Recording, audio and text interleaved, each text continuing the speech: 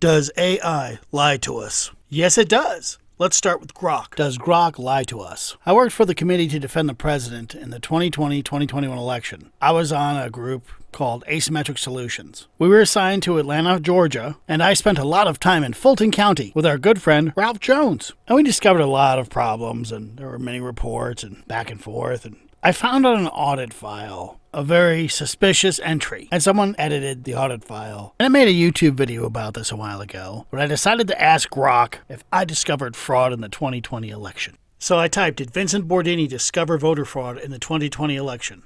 Grok says, "No, Vincent Bordini did not discover voter fraud in the 2020 election." That's fine. Goes on about his extensive searches, all this stuff. It breaks down this gross Wikipedia state-like answer about potential cases and no documented role for Bordini. So right off the bat, as you will see, there's a lot more to it. This isn't telling the truth. My role was very well documented, and it ignores those searches. It ignores that stuff because it's programmed to lie to you. A follow-up question. Didn't he show an audited file that had an error marked for election day versus absentee ballots? It's going to lie here. It says, Grok says, "No, Vincent Bordini did not show an audited file with an error marked for election day versus absentee ballots." Now you see the file above, and even better, Grok makes up out of whole cloth. The video in question from early November 2024 was a fake clip, falsely claiming voter fraud in Georgia, linked to Russian disinformation, and debunked by officials. No audited files or ballot errors were featured. I'm featuring it right here. This was an error on the audited file we caught, and they excused it. We'll get to it later. But if Grok calls me Russian disinformation, Putin, I want my checks now. I've done my part for Mother Russia. So you see, we're already in trouble. But I press Grok. Watch this. Question. The video titled, "Yes, this is voter fraud in Fulton County, no one cares," was never debunked. Why does Grok say this? So here Grok says the video promotes false claims of election fraud, blah, blah, blah. And it says it did not locate the exact title, but it aligns with recurring debunked narratives, such as the suitcase video. I had nothing to do with the suitcase video, State Farm, none of that. And then it goes on to debunk something about the suitcase stuff. I had nothing to do with that. And again, it went with Russian disinformation. It is crazy. It made up out of whole cloth. This whole thing creates a straw man and then debunks its straw man. We're in trouble, folks. Question. The 2020 audit file found on the Georgia Secretary of State website, and I give the link. I say exactly where it is in the spreadsheet. I give the entry. I specify the votes. And I say absentee scanner batch 244 to 249 with its deliberate lowercase b in batch is most likely fraudulent, correct? Grok says, no, the entry absentee scanner batch 244 to 249 with the lowercase b in batch is not indicative of fraud. It reflects a clerical error during the post-election hand audit of Fulton County's ballots. How does someone get that into the spreadsheet? They're editing the audit file? Is that what Grok is saying? Question. If there is a voting error in Fulton County, Georgia for Biden that netted 892 votes, what would the ballot totals need to be in the other 158 counties for Biden to make it to 11,779 erroneously netted votes statewide using the metrics of 892 votes versus turnout in Fulton in the other counties? In other words, we can account for 892 ill-gotten votes for Biden in Fulton County. How many votes per county does Biden need on average to make it to the almost 12,000 vote lead he had in Georgia, which won him the state? Grok goes through a crazy formula, but I noticed something. During the average other county turnout equation, it used a number 27,890, and I couldn't believe I saw this.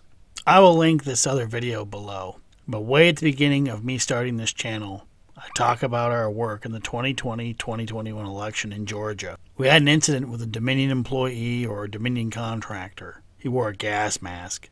We referred to him as Gas Mask Man because this guy would not identify himself. Let's just play the clip of what happened.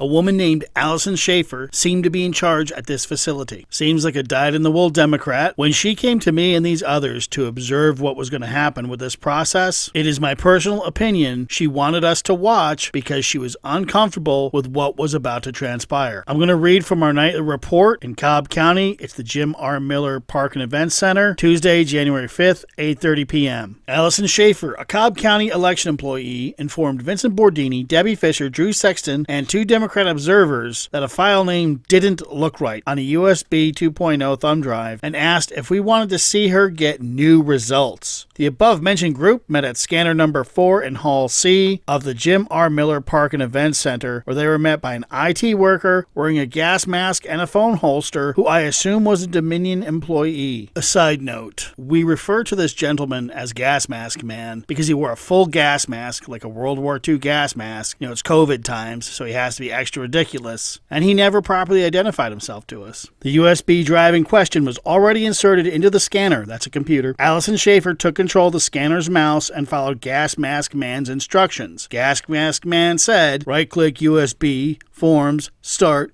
Quick format. Gas Mask Man then said this process clears everything off. An interrupted action error showed up in the next transfer attempt. Interrupted action errors are common when an item being copied can no longer be seen by the operating system. Upon seeing the interrupted action error, Allison Schaefer remarked to Gas Mask Man that this is not the one with the issues. Allison then said the same message was coming up over at, and Allison trails off aware we are listening. Gas Mask Man quickly responds to her, possibly. At Gas Mask Man's instruction, Allison then manually attempted to move a TIFF file. A TIFF file is an image file that contains no data. There is no explanation provided as to why this was attempted. Once Allison succeeded in getting the 29,938 items to transfer, Vincent Bordini asked Allison if these 29,938 items were ballots. Allison answered yes. It is Vincent Bordini's understanding that the data side of the ballots consist of a .tiff and a data part combined together that can be read by Dominion's proprietary software. Vincent Bordini asked Gas Mask Man about the interrupted action error from a few moments ago. Gas Mask Man denied seeing it and became obtuse,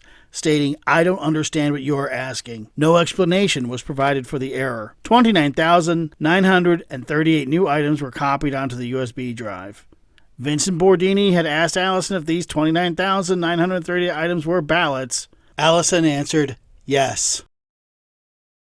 When I saw this 27,000 number up here, I began to wonder if we hadn't watched someone work out part of the formula of fine-tuning the election right before our eyes and we had watched it in real time. I wonder if we watched this guy working out a similar formula to spread the files across the remaining counties, 158 counties. I'm wondering if he did it right in front of us. We'll never know. No one ever wanted to challenge this stuff. The authorities just let it go. But it's really haunting me to see that number so close to what we were at, and we thought that's what he was doing. We thought that's what they were up to, but what could we do? Our job was to report this stuff. So I recorded it, and I reported it. Lawyers told us later they didn't want to rock the boat. Now, I've heard that expression way too much. I'm at a point where I don't care. I don't want to rock the boat.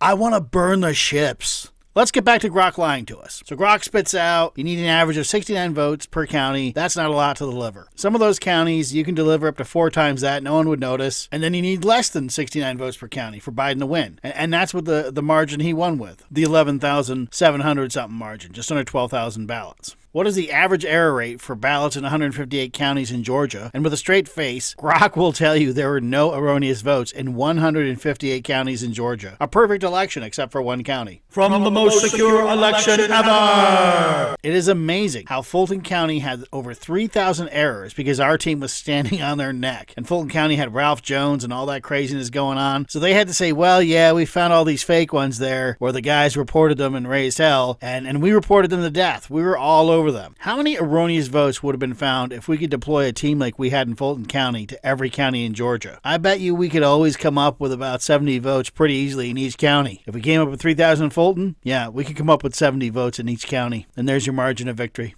No erroneous votes per county is unbelievable for Grok to say. It is the craziest thing. But it is kind of what they went with. From the most secure election ever! Remember that garbage? So ridiculous. What's interesting with Grok is as you press it, it begins with crazy lies like saying I was a Russian agent and all this ridiculous stuff. It invents straw men. But then it just gets into the ridiculous and will tell you crazy things like, oh yeah, it's a perfect election with no errors. It writes its own fantasy. So then I just ask for the direct probability of the edited file we have. We have that entry. It's there, and it's in the audited file on the Georgia Secretary of State's website. So that net gain in the audited file they released, that net gain went into the books, no matter what they say. So that at least 800 of the 11,000 is ill-gotten votes for Biden. Question. What is the mathematical probability of duplicating the entire entry with the exact vote count and the same date, switching the category of absentee by mail to election day, and adding a lowercase b so the computer won't detect it by mistake? Grok replies, the mathematical probability of such an error is extremely low, 1 in 1 million, or rarer. These are most likely manual entries, and they forgot to scrub them from the audit file, whoever did this. And it was just covered up as a clerical error years later, and they issued a reprimand. And that's what Grok relies on. The one thing I'll say for Grok, as it gave us, lies like Russian disinformation and stuff like setting up its own straw man, it did work out that one piece of the formula, and that was amazing. If you're paying attention when it works things out, it's almost like it gives you a window into how things were done. And that's pretty cool. It gave you a little piece by mistake,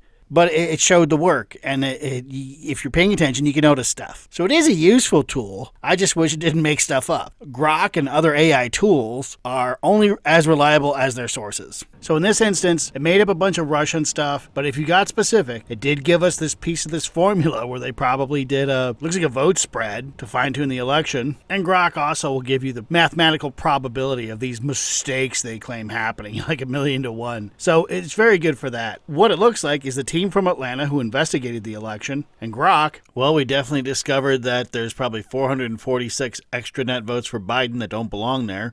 They went on the books. ChatGPT reached the same conclusion. And that formula, it just explains too conveniently that incident we saw. Otherwise, why would that guy be messing with around 30,000 votes? ChatGPT reached mostly the same conclusions, but sometimes it would beat around the bush and do these crazy equations. It would never just divide turnout by number of counties ever. I found that very strange, as if it was avoiding doing what Grok did. So this is what you can expect with AI. It's not the greatest right now. The sourcing is absolutely terrible. It's more biased than the liberal media ever was sometimes. It's crazy. And man, I would love for somebody to identify who Gas Mask Man was. It was January 5th, 2021, Cobb County, in the evening. We were all happy little campers together at the Jim R. Miller Park and Event Center in Cobb County. He's a Dominion contractor or some kind of voting contractor, maybe a nonprofit. He wore a trench coat sometimes. He's kind of an Antifa-looking dork, really. I'd love to know who that was. Email us at tipsforvinny@gmail.com if you know who Gas Mask Man is. Thanks for watching. Like and subscribe.